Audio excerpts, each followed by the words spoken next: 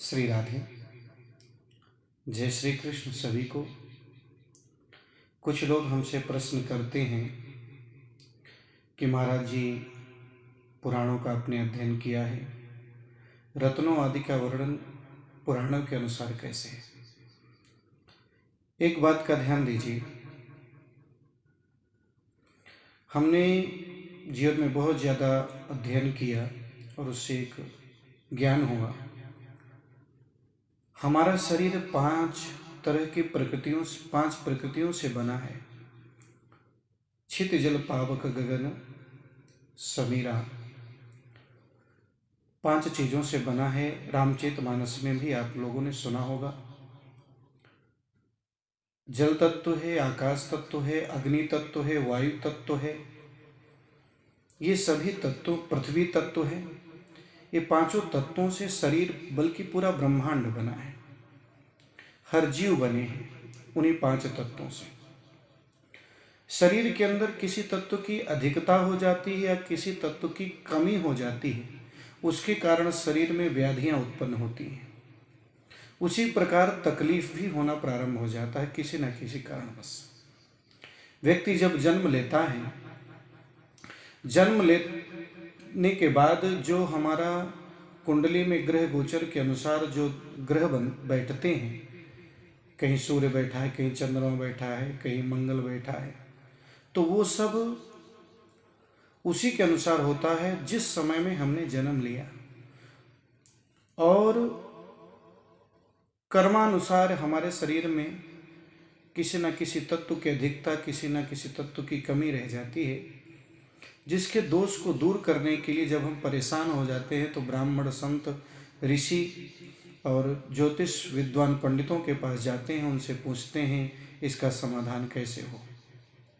ब्राह्मण लोग बताते हैं भगवान की कथा करवाएं, दुर्गा पाठ करवाएं, महामृत्युंजय जप करवाएं, या दान करें, या जो कमज़ोर वर्ग हैं उनको भोजन की व्यवस्था करें, अनाथों की सहायता करें, रत्न धारण करें। कुछ लोग प्रश्न करते हैं कि इस रत्न का कितना महत्व होता है। मैंने कहा रत्न का भी हमारे शरीर में बहुत बड़ा महत्व होता है। रत्न वैसे मुख्यतः 9 रत्न हैं और उन 9 रत्नों का एक अपना अलग अलग महत्व है। जैसे माणिक्य है, मोती है, मूंगा है, पन्ना है, पुखराज है, हीरा है, नीलम है, गोमेद है, लहसुनिया है, ये मुख्य 9 रत्न हैं। और इन रत्नों का प्रभाव ऐसा होता है जिनकी एक अवधि होती है, एक सीमा होती है।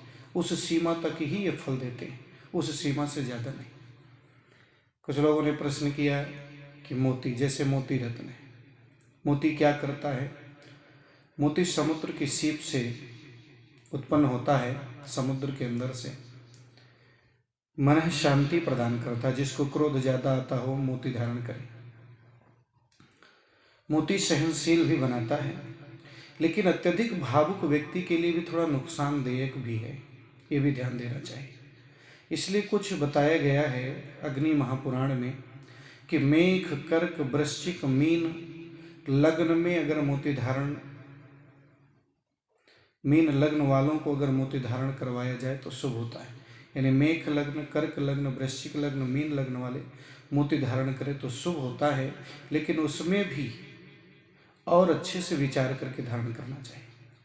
वृष, मिथुन, कन्या, मकर, कुंभ लग्न वालों के लिए मोती अच्छा शुभ नहीं होता। और अगर बहुत आवश्यकता है कुंडली के अनुसार तो सिंह, तुला, धनु लग्न में पहनाया जा सकता है कारणवश। कब पहनना चाहिए? शुक्ल पक्ष सोमवार या पूर्णिमा। पूर्णिमा को चंद्रमा बहुत बलवान होता है, पूर्ण बलवान होता है, उस दिन धारण करें। धारण करने से पहले क्या करें? उसको पवित्र करें, गंगा जल से धोएं, दूध, दही, घी, शहद, शक्कर, पंचामृत से स्नान करवाएं, उसका शिव जी को अर्पित करें और फिर धारण करें। धारण सूर्योदय के तुरंत बाद प्रातः में ही धारण करना चाहिए। और इसको किस उंगली में धारण करें? उसका महत्व तो ये है कि अनामिका जो उंगली होती है उस उंगली में ही इसको धारण किया जाता है। इसका प्रभाव 2 वर्ष तक रहता है। 2 वर्ष बाद इसका प्रभाव नहीं रहेगा। 5 दिन से इसका प्रभाव प्रारंभ हो जाता है। आपको फायदा या नुकसान जो भी है वो समझ में आने लगेगा। और कोई भी रत्न धारण करे, लेकिन पूर्ण जानकारी और जानकारों से मिलने के बाद ही रत्न धारण करे, अन्यथा उसका गलत प्रभाव भी आपके जीवन में हो सकता है। मोती के साथ पीला पुखराज भी धारण कर सकते हैं, मूंगा भी धारण कर सकते हैं, कोई दोष नहीं है। ऐसा शास्त्र में आया। मोती के साथ सिर्फ हीरा, पन्ना, नीलम, गोमेद, लहसुनिया ये नहीं धारण की जाती। श्री राधे।